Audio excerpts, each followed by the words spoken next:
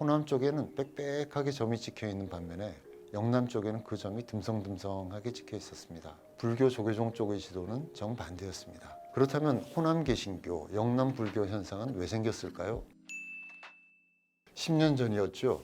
지난 2015년 통계청의 인구주택 총조사 결과는 여러모로 눈길을 끌었습니다. 이때 총조사 사상 처음으로 종교가 없다는 인구가 56.1%로 절반을 넘었습니다. 그동안 무성했던 탈종교화의 시대라는 것이 수치로 나타난 첫 사례였습니다. 그 10년 전에는 52%가 종교가 있다고 답을 했었거든요. 또한 그동안 조사 때마다 가장 신자가 많은 것으로 조사되어 온 불교가 761만 9천 명으로 2위가 됐고 개신교가 967만 6천 명으로 가장 신자가 많은 종교로 나타났습니다. 그런데 재미있는 것은 이 조사 결과가 나오자 종교인들은 이번 조사에서도 역시 동쪽은 불교, 서쪽은 개신교 현상이 뚜렷하군이라고들 얘기한 점이었습니다. 이 조사에서 보면 영남에선 불교 인구 비율이 25.3%, 경북의 경우요 29.8%, 울산입니다.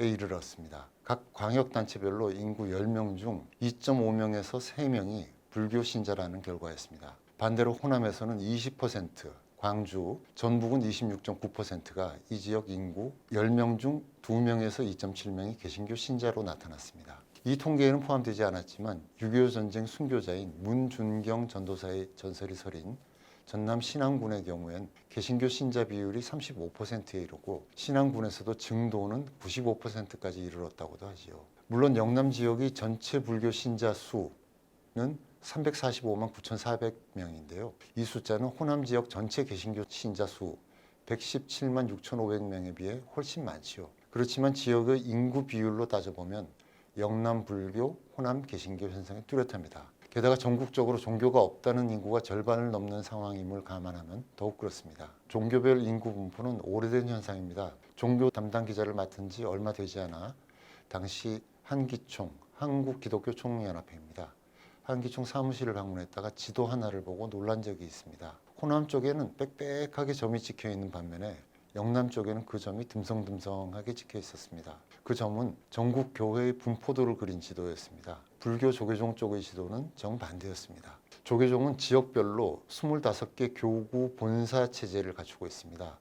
이 체제에 따르면 영남에는 9개, 호남에는 6개 교구 본사가 있습니다. 교구 본사 숫자로만 보면 영호남 차이가 크게 나지 않습니다. 하지만 선원, 강원, 유론 등을 갖춘 종합수도원인 총림수를 비교해보면 영호남 대비가 확연합니다. 영남에는 해인사, 통도사, 범어사, 여러분도 많이 아시죠? 해인사는 해인총림이라고 하고요. 통도사는 영축총림, 범어사는 금종총림이라고 부르는데 이렇게 3개 총림이 있습니다. 반면 호남에는 송광사, 조계총림 한 곳만 있습니다. 조계종의 전체 5개 총림 중에 나머지 한 곳은 충남 예산의 수덕사, 덕숭총림입니다. 통계 숫자로도 분명히 드러나지만 현장에서 체감하는 온도차는 더 큽니다. 불교계에는 호남의 사찰은 영남 신도 덕분에 유지된다는 농담 아닌 농담이 있습니다. 부처님 오신 날 무렵 호남 사찰을 찾아보면 영남 지역 번호판을 단 버스가 주차장에 여러 대 서 있는 모습을 흔히 볼 수 있습니다. 개인적으로는 호남 지역 큰 사찰 공양간, 식당이지요. 공양간에서 영남 사투리를 쓰는 공양주 보살이 음식 장만하는 모습을 본 적도 여러 번입니다. 공양주 보살들은 대개 자녀를 다 키운 후 사찰에서 봉사하듯이 사는 경우가 많은데 영남 보살이 호남 사찰로 간 경우이겠죠. 반대로 영남 지역의 교회에서 호남 출신 목회자가 목회하는 경우들도 드물지 않습니다. 그렇다면 호남 개신교, 영남 불교 현상은 왜 생겼을까요? 결론부터 말씀드리자면 똑부러지는 정설은 없습니다. 다만 영남 지역은 현재의 총림수에서도 볼 수 있듯이 조선시대의 억불숭유 정책에도 불구하고 불교가 비교적 기반을 확고하게 잡고 있었던 것 같습니다. 개신교의 경우에는 19세기 말 20세기 초 선교 초기 영남에 비해 호남에서 선교가 활발했던 점을 배경으로 꼽을 수 있겠습니다.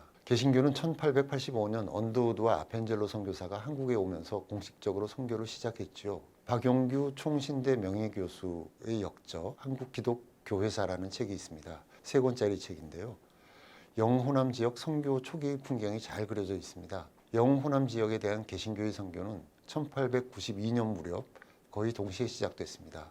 그렇지만 영남 지역에선 선교에 대한 반발이 많았던 모양입니다. 1892년 부산과 남해안 지역을 순회하며 전도한 베어드 선교사는 한인 사회에 우리가 천주교와는 다른 새 종교를 전하러 왔다는 사실을 알리는 일밖에 하지 못했다라고 보고했습니다. 또 이듬해 베어드 선교사를 도와서 영남 선교에 나섰던 서경조 목사는 보고서에서 구경꾼의 욕설과 관인들의 놀림감만 됐다고 적었을 정도였습니다. 반면 호남 지역에선 1893년 전주성 밖의 은송리 현재의 완산동에서 초가집 한 채를 매입해 예배를 드리며 비교적 선교가 순조롭게 시작됐습니다. 성 밖의 소외계층 주민들이 개신교를 받아들인 것이죠.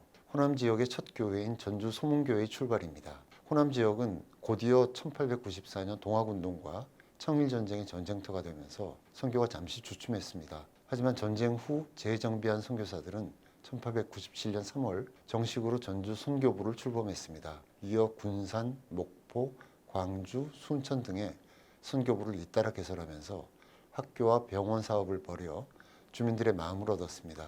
유진 벨, 오웬 선교사 등의 희생적 헌신이 컸지요. 지금도 광주, 전주, 순천 등의 초기 선교 유적지는 교회와 학교, 병원 등이 어우러진 개신교 타운이 형성되어 있을 정도입니다. 최근에는 개신교 교단장들을 중심으로 개신교 선교 초기 유적지를 탐방하는 프로그램도 준비되고 있을 정도입니다. 아까 말씀드린 책의 저자 박용규 교수는 호남 개신교의 배경으로 몇 가지 원인을 꼽았습니다. 19세기 말 20세기 초 당시 유교적 질서가 영남에 비해서 덜 강했고 불교세 역시도 상대적으로 약했던 점, 그리고 목포 등 새로 개항하는 도시를 중심으로 주민들의 태도가 개방적이었던 점 등을 짚었습니다. 특히 선교 후 불과 10여 년밖에 안 된 1906년 목포에서 저다인 선교사를 중심으로 부흥운동이 일어나 전남 전역으로 확산한 경험도 호남에서 개신교가 뿌리내리게 한 배경이었다는 이야기입니다. 사정이 이렇다 보니 불교와 개신교는 각각 상대적으로 교세가 약한 지역에 대해서 포교하고 선교하기 위해 오랫동안 애써왔습니다. 말하자면 불교는 서진, 서쪽으로 나아가는 거죠. 개신교는 동진, 동쪽으로 나아가는 것이 목표였습니다. 마치 선거 때마다 더불어민주당 계열의 정당은 영남, 국민의힘 등 보수 정당은 호남에서 의석수를 늘리기 위해 애쓰는 것과 닮았습니다. 다행스러운 것은 지역적으로 신자 수에서 우세한 종교는 분명히 있지만 종교 간 다툼은 거의 없다는 점입니다. 아까 말씀드렸듯이 5자로 끝나는 올해 2025년에도 10년 만에 통계청의 인구주택 총조사가 실시될 것입니다. 올해 조사에서는 또 어떤 결과가 나올지 벌써부터 궁금해집니다.